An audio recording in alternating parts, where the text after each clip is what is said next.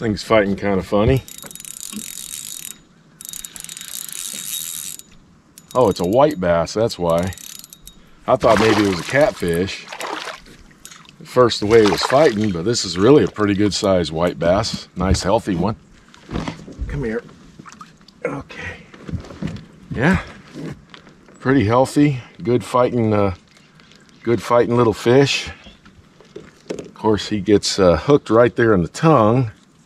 Kind of the hard part of getting that hook out. But I'll get it. Might bend my hook up, make me change it, but I got him on a little Ned Rig. And right now, man, with this weather the way it is, yeah, he tore it up. This weather the way it is, it's just screaming Ned Rig right now. Absolutely no wind, just dead slick calm. Yep, those white bass will tear it up. Hey everybody, it's Dalton. I haven't been out at the lake for a couple of weeks. I've been off the water for a while. About 1 year and 8 months ago, I got COVID, and my wife got it too, got it from me. And we even gave it to some other family members, and it was that original strain of COVID, which really wiped us out. I mean, it kicked our butt. Well, a couple of weeks ago, I got COVID again.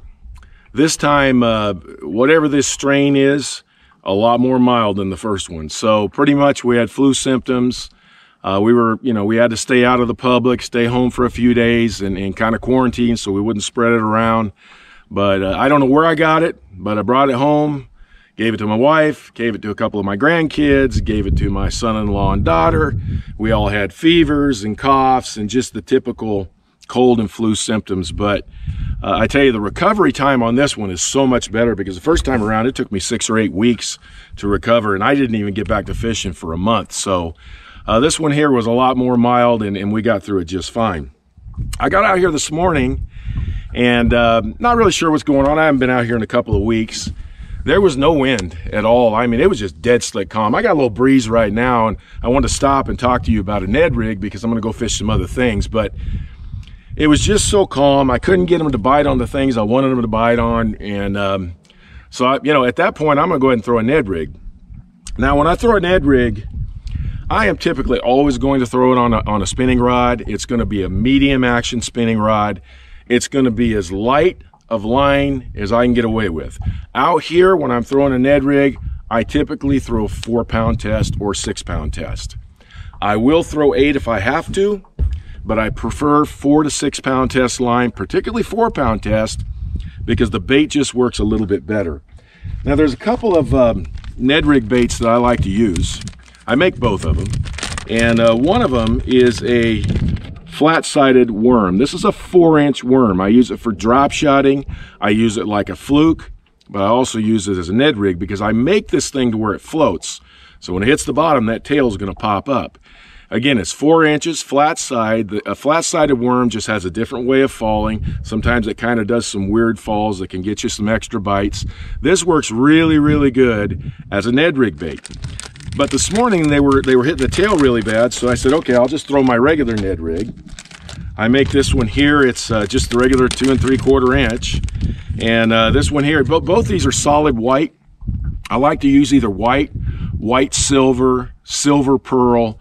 Those are the colors that I use out here, and I get a lot of bites with those colors. So this one right here, again, 2 3/4 inch, really a simple Ned Rig bait. I love this little Ned Rig bait. My wife loves it. I started making this, and we like it a lot. It seems like these white bass really like this Ned Rig, but I don't mind because they're actually pretty good size. Really good fighters. This guy here just took it as I was bringing it up. And it's another fat white bass. Oh, come on down there. Oh yeah, that's a nice one right there. Look at that, big old white bass. These guys are fun to catch. I'm only using 4-pound test line. Use that light line and catch these white bass, and they'll poke you with their back. Got me good. But yeah, I'm just throwing a little white Ned Rig that I make, and I take the tail. Yeah, you got me. I take the tail and just put a little dab of chartreuse on it. And like I say, he took that swimming up. So the way I rig it up, again, today I used 4-pound test line. I used a 1/10 ounce, a little Z-Man jig head. And what I like to do on both of these, whether it's the 4-inch worm or this one here, is I like to take a spike-it marker, and if you notice, I just barely color the end of the tail a little bit chartreuse. What I believe that makes it look like a little bait fish on the bottom. As far as retrieves, there were a number of retrieves that I caught them on today. I don't know what it was about the white bass, but every time that I swam this thing like my wife does, the white bass would hit it. I mean, every single time. There was a dock I was fishing, there was white bass all around, and I just, there were pretty good sized ones, so I stayed there with that light line catching them. But I would just swim it, just like I would a little swim bait. When I worked the bottom, I worked it 2 ways, and that's where I was getting the spotted bass. I would just simply drag it along the bottom like a little jig. And it's just going to the tail's going to stand up because it's a floating plastic, and it's just going to kind of move along. When it hits a little rock, it'll, kind of go over and make a little erratic move. And then the other way, which works really good out at this lake, is what I call a pop and drop. I just simply pop it up, and I let it drop straight down to the bottom. Pop it up, let it drop straight down to the bottom. I do that all the way back to the boat, and somewhere between that pop up and that fall is typically when that bass is going to take that bait.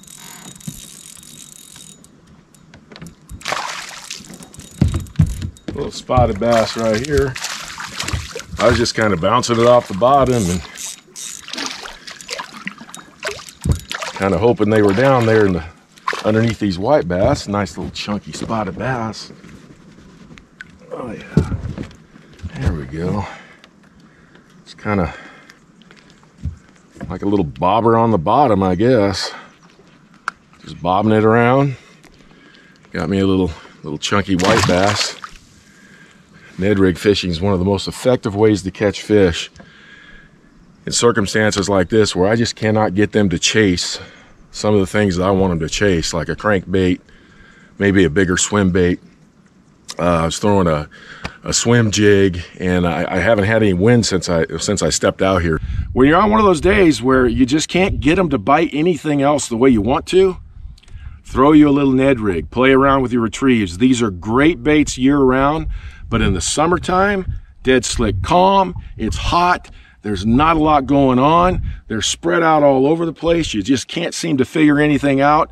Get around some docks, get around some kind of cover, get around some rocks, and throw some Ned rigs. You're gonna catch some fish. Hey, I appreciate you all. It's good to be back.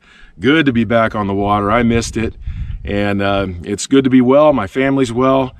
Thank you guys for everything. If you haven't subbed, I appreciate it if you would. I'll be talking to you next time.